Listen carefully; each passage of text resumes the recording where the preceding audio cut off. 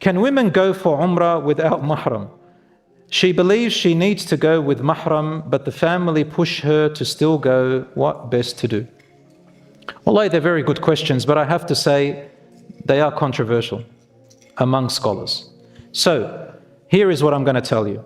The first view, which is the minority view, and it is the view of the school of thought which I studied in, the Hanbali school, but I don't follow that particular ruling, and I'll tell you why.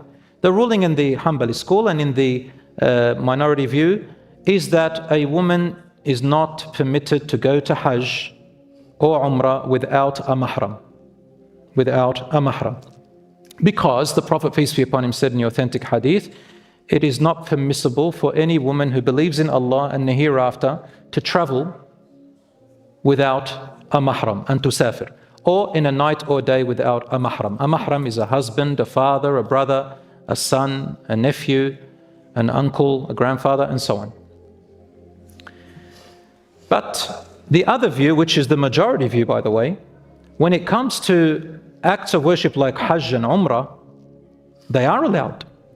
They are allowed to go without Mahrams on the following condition. What is it? To be safe and secure to get there. That there is no danger upon her. Because what is the purpose of Mahram for a woman? It's for her service, for her safety.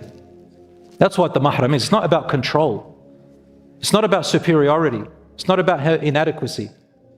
But for her service, for her safety. What evidence did they use? They used the following. The hadith which is authentic.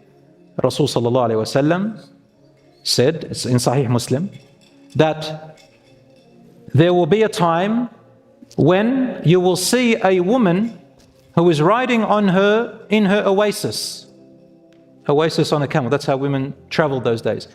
From Hadramaut, which is a place in Yemen, all the way to this house, he said to him, Abu Hatim al-Ta'i, he said it to his companion, said, she will come to this Kaaba, Baytullah, to the house of Allah, and she will circumambulate around it and go back alone, and no one will harm her. He's talking about after the Prophet ﷺ's death, there's going to be safety and security because Islam was going to spread and safety will be everywhere. The scholars who said she's allowed said this hadith shows that a woman is able to go to her Hajj or Umrah without a Mahram because the Prophet ﷺ would have mentioned the Mahram, but he mentioned alone. Her alone. Another evidence they used is Aisha radiallahu anha and Hafsa, the wives of the Prophet sallallahu alaihi wasallam. After the Prophet sallallahu alaihi wasallam's death, during the time of Abu Bakr and Umar, and even Uthman radiallahu anhum ajma'in, they used to take groups of women with them. Some of them were widows, some of them weren't married. And they would take them alone, without a mahram. And Aisha and Hafsa radiallahu anha would also go without a mahram.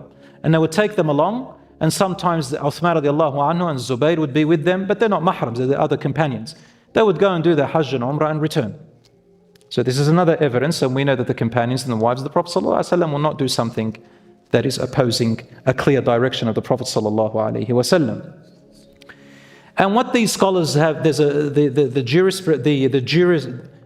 jurists collectively, or majority of them have said, that what this means is so long as a woman has Rifqatun Aamina, meaning a companion, a company which is safe and secure. To go even further, some of the modern day scholars who, what do I say modern day? When we say modern day scholars, doesn't mean they bring a new religion. Modern day means they know the new technology that we live amongst, so they look at it in a new way. So what do they look at? They said, okay, the airport, in most countries, there's security and safety. There's cameras everywhere.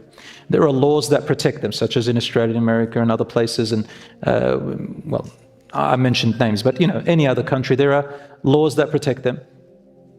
The aeroplane, there are laws, there are cameras, there are safety and security. She gets to the airport, there's safety and security. So they called this Rifqatun Aamina, an accompanying security, even more than having her mahram. So, if you want to take the middle line, go with a group of women.